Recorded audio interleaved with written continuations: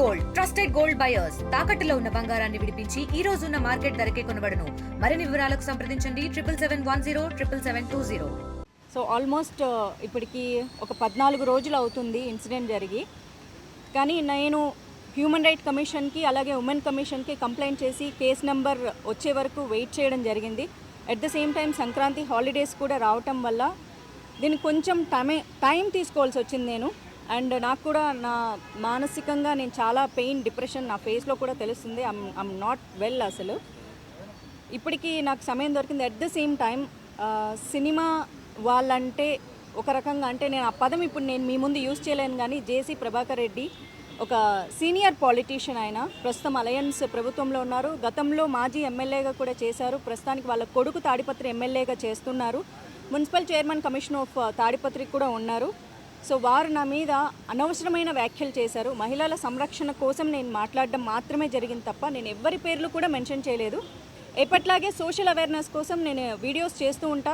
Cinema ఇండస్ట్రీలో చాలామంది అమ్మాయిలకు జరుగుతున్న అన్యాయాల మీద నేను ఎన్నోసార్లు మాట్లాడాను కూడా.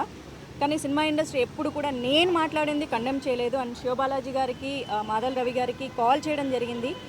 సినిమా ఇండస్ట్రీ అమ్మాయిని అయినందుకు నన్ను పని కట్టుకొని ఇలా అన్నారు. సినిమా షూటింగ్స్లో పూలు చల్లుకోవడం వల్ల వాళ్ళు నేకెడ్గా ఉంటారు అన్న ఒక విషయాన్ని కూడా ఆయన ప్రస్తావించి బాడీ షేమింగ్ చేయడం కానీ, సినిమా క్రియేటివిటీని కించపరచడం కానీ, లేకపోతే సినిమా వాళ్ళు అంటే ఒకసారి సినిమా చేసి మానేస్తే లేకపోతే సినిమాలు చెయ్యాలంటే కూడా వాళ్ళు ప్రాస్టిట్యూషన్ కిందే లెక్క కడతారు, లేకపోతే వాళ్ళు అదే చేసి బతుకుతుంటారు, బ్రతుకుదెరుకు వాళ్ళకి అదే బ్రతుకుదెరు అని ఆయన పదే పదే మాట్లాడడం. క్షమాపణ 2 రోజుల తర్వాత చెప్పిన సేమ్ ఇష్యూ మళ్ళీ చెప్పారు. వాళ్ళు ఏదో బతుకుదెరువు కోసం చేసుకుంటూ ఉంటారు, కానీ నేను అనకూడదు.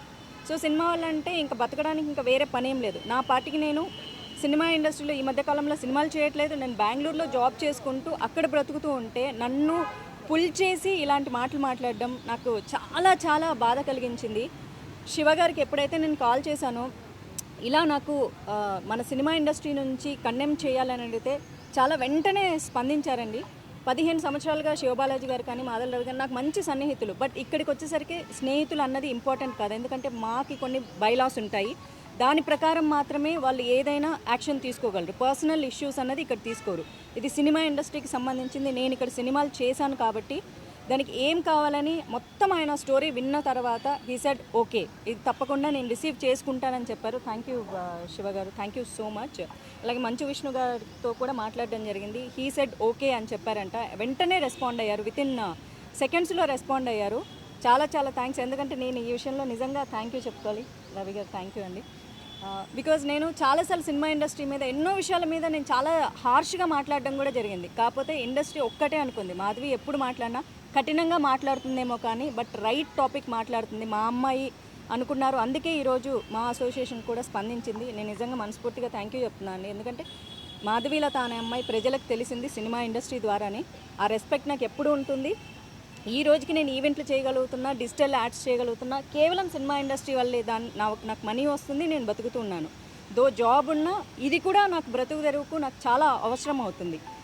ఇలాంటి రంగంలో నేనున్నందుకు ఎప్పుడు నేను ప్రౌడ్ ఫీల్ అవుతాను. రంగులేసుకునే వాళ్ళని అవమానిస్తున్నా సరే మేము ఇంకా వేరే రంగాల్లోకి వెళ్ళి పాలిటిక్స్లోకి వెళ్ళాను. పాలిటిక్స్లోకి వెళ్ళింది సినిమా రంగం ఇచ్చిన గుర్తింపు నాకు ఇంకా ఎక్కువ గుర్తింపు తీసుకొచ్చింది. ఈరోజు ఇంతమంది మీడియా మిత్రులు వచ్చినా లేకపోతే అలాంటి సీనియర్ పొలిటీషియన్స్ కామెంట్ చేస్తున్నారన్నా నాకంటూ ఒక గుర్తింపు ఉండడం వల్లే. కానీ పదే పదే ఇంతకుముందు ఇప్పుడు రేపు పొద్దున కూడా స్మృతి ఇరానీ గారు కూడా అన్నారు, మేము సినిమా వాళ్ళం అయినందువల్లే మా విధానాల గురించి ఖండించాలే తప్ప మా పాత్రలో లేకపోతే మేము సినిమా యాక్టర్లను మమ్మల్ని పదే పదే క్యారెక్టర్ అసాసినేట్ చేయడము అన్నది కరెక్ట్ కాదు అని.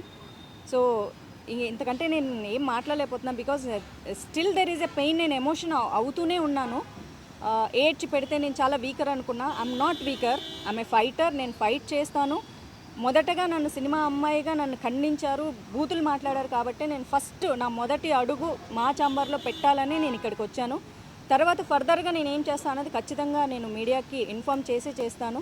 I fight for justice. నాకు ఇలాంటి మాటలు నన్నే కాదు ఫర్దర్గా ఏ అమ్మాయిని కూడా సినిమా ఇండస్ట్రీలో బయటికి వెళ్ళి పని చేసుకోవడానికి మాకంటూ గౌరవం కావాలన్నదే నా ముఖ్య ఉద్దేశం. అంతకంటే ఇంకేమీ లేదు. Thank you.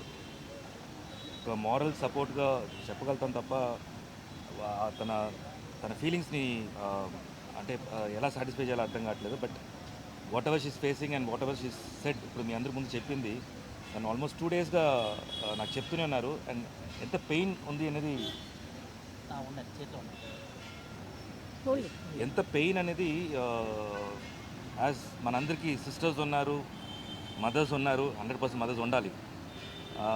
వీ నో ఒక లేడీ ఇంట్లో ఎలా ఫీల్ అవుతే ఎలా ఉంటుంది పెయిన్ అనేది. సో ద సేమ్ థింగ్ నేను మాధవీలత చెప్పినప్పుడు అదే ఫీల్ అయ్యాను నేను. అండ్ ఇట్స్ ఇస్ అన్ఫార్చునేట్, ఇలా పెద్దోళ్ళు ఎంతో ఎక్స్పీరియన్స్ ఉండేవాళ్ళు ఇలాంటి మాటలు మాట్లాడటం అసలు ఏమీ తెలియకుండా. బేసిక్గా వచ్చేసి మీరు ఒక పోస్టర్ చూసి మాట్లాడుతున్నారు, బట్ ఆ పోస్టర్ అనేది దాని వెనక క్రియేటివిటీ ఉందండి. అది అలా ఉండదు జనరల్గా. మేబీ అది మీకు ఐడియా లేకుండా మనం చెప్పేస్తున్నారేమో. It's all creativity. ఇప్పుడు ఏదైనా ఒక పోస్టర్లో కానీ లేకపోతే ఒక ఫేస్ దీంట్లో స్కార్స్ కానీ అది నిజంగా ఉండవు, అవన్నీ మేడప్ అవి. సో ఫస్ట్ బేసిక్గా నేను ఎక్కువ డీటెయిలింగ్ వెళ్ళట్లేదు, ఎందుకంటే నిజంగా కొన్ని మనం మాట్లాడకూడదు. చాలామంది పిల్లలు కూడా చూస్తుంటారు ఛానల్స్ని. సో నేను కొంచెం లిమిటెడ్గా మాట్లాడుతున్నాను. అండ్ నాకు ఎప్పుడు అనిపిస్తుంది ప్రతి ఒక్కసారి పొలిటీషియన్స్, డిఫరెంట్ పార్టీస్ ఉన్నాయి, మీరు ఒకరు వచ్చేసి అట్ లాస్ట్ మీరు జనాల కోసమే మాట్లాడతారు అంటారు, కానీ ఎక్కువగా వెళ్ళిపోయి పర్సనల్ లైఫ్కి వచ్చేస్తున్నారు. అదేంటో తెలియట్లేదు. అది ఒక నాకు తెలిసి ఒక 12 ఇయర్స్గా స్టార్ట్ అయింది. అది ఎక్కువ పర్సనల్ అటాక్స్కి వెళ్ళిపోతున్నారు. అండ్ సినిమా ఇండస్ట్రీకి మీదకి వచ్చేస్తున్నారు. బేసిక్గా నేను ఒకటి ఎప్పుడు ఏమనిపిస్తుంది అంటే, మా ఆర్టిస్టుల గురించి మాట్లాడేటప్పుడు, అంటే మా ఆర్టిస్టు పాలిటిక్స్ ఫీల్డ్ ఎంటర్ అయినప్పుడు వాళ్ళ గురించి మాట్లాడేటప్పుడు ఎంతోమంది ఆర్టిస్టులు పొలిటీషియన్స్ అయ్యారు. బట్ ఒక పొలిటీషియను నోన్ ఆర్టిస్ట్గా అవ్వాల. సో మా ఇండస్ట్రీ ఇంకా టఫ్ మీ పాలిటీషియన్స్కి ఇక్కడ, ఎందుకంటే ఒకరొకరు తిట్టేస్తే పాలిటిక్స్ అయిపోతుంది. అది దట్స్ పాలిటిక్స్ ఈ రోజుల్లో. నిజంగా జరుగుతుందా, వర్క్ జరుగుతుందా, లేకపోతే వచ్చేసి మా జనాలకి మనుషులు జరుగుతున్న పక్కన పెట్టేస్తే ఒకరు తిట్టుకోవటం మాత్రం ఎక్కువ అయిపోతుంది ఆన్ కెమెరా. సో బేసిక్గా మాకు కెమెరా ముందు నటించడం వచ్చు, బట్ జనరల్గా వచ్చేసి బయట కూడా నటించడం అనేది మీ దగ్గర నుంచి నేర్చుకోవాలి మేము. సో ప్లీజ్ మా జోలికి రావద్దు, మిమ్మల్ని రిక్వెస్ట్ చేసుకున్నాను అంతే. మీకు పార్టీ రకంగా లేకపోతే పాలిటిక్స్ రకంగా మీరు ఏమైనా మాట్లాడుకోండి, కానీ ఇండస్ట్రీని లాగొద్దు. దీంట్లో ఇండస్ట్రీ అమ్మాయిల్ని ప్లీజ్ లాగొద్దు. బికాజ్ బతుకుతారో ఏమో అంటున్నారు, కానీ వాళ్ళు నిజంగా వచ్చేసి ఎంతో పెయిన్ఫుల్గా ఇండస్ట్రీలో లోపల వచ్చి ఆ తెర మీద వాళ్ళ ఫేస్ రావాలంటే దాని మీద ఎంతో కష్టం ఉంటుంది, డెడికేషన్ ఉంటుంది. అంత ఈజీ కాదు. సేమ్ మొగాలు కూడా అంతే. It's not only the passion, this lot of time, lot of ఏం చెప్పాలి అంటే మీకు టెక్నికల్గా చెప్పాలంటే ఆడిషన్స్ అని అంటారు అండి. ఆడిషన్స్ ఎన్నో పొద్దు నుంచి నైట్ దాకా వచ్చేసి ప్రతి ఆఫీస్కి వెళ్తేనే ఆ గుర్తింపు ఎవరో ఒకరు గుర్తిస్తారు. So it's not that easy. So please మీ అందరికి రిక్వెస్టే, ప్రతి ఒక్కరికి నేను ఇండివిజువల్గా చెప్పట్లే, ప్రతి ఒక్కరికి రిక్వెస్ట్ చేస్తున్నాను, ఇండస్ట్రీ జోలికి రావద్దు please. Thank you so much. And sorry, main ఇదేంటంటే ఇప్పుడు మాధవీలత గారు కొంచెం కంప్లైంట్ లెటర్ ఇచ్చారు. మా ప్రొసీజర్ ఏంటంటే ఇప్పుడు మేము ఈసీ మీటింగ్ కండక్ట్ చేసుకోవాలి. సో ఈసీ మీటింగ్ ఇది ఎమర్జెన్సీ కాబట్టి మేము ఒక ఈసీ మీటింగ్ కండక్ట్ చేసుకొని విష్ణు గారు, మేము కమిటీ మెంబర్స్ అందరూ కూర్చొని మాట్లాడుకొని దీన్ని మాకు ఈవెన్ ఈ కమిటీ ఉంది, మాకు వచ్చేసి డిసిప్లినరీ కమిటీ ఉంది. డిసిప్లినరీ కమిటీ వాళ్ళ ఒపీనియన్ కూడా తీసుకొని మేము ముందుకు వస్తాం. Thank you. అందరికీ నమస్కారం. నాకు 3 రోజుల క్రితం మాధవీలత గారు ఫోన్ చేయటం జరిగింది. అలాగే శివబాలాజీ గారు కూడా ఫోన్ చేసి చెప్పారు ఇలా మాధవీలత గారిపై జరిగిన ఇన్సిడెంట్ పైన. దానిపై మంచు విష్ణు గారితో కూడా మాట్లాడటం జరిగింది.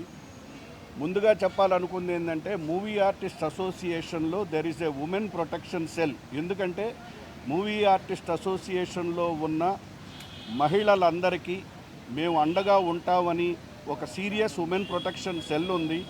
ఎందుకంటే ఇవాళ అసోసియేషన్లో మహిళలు వర్క్ ప్లేస్లో యాక్ట్ చేస్తున్నారు. వాళ్ళు ఎంతో కష్టపడి పాపం వాళ్ళ జీవితాలను పణంగా పెట్టి వాళ్ళు యాక్ట్ చేస్తున్నారు, జనంలోకి వెళ్తున్నారు.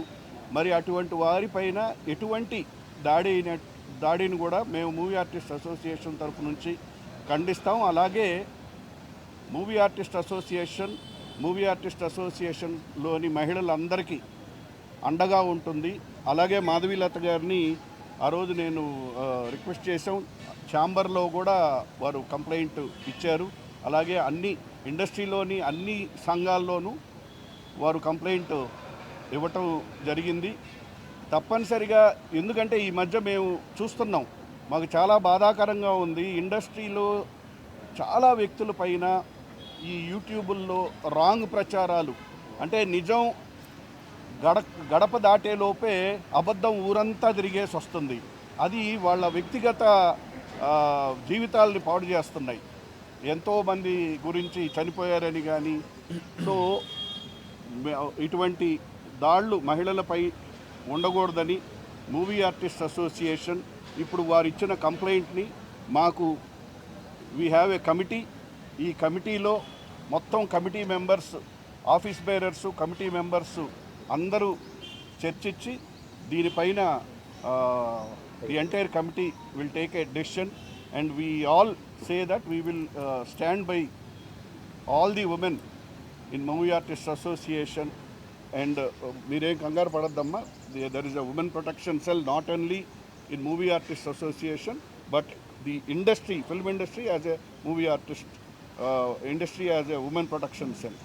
సో తప్పనిసరిగా ఇండస్ట్రీలో కష్టపడే మహిళలకి అండగా ఉంటారని చెప్తూ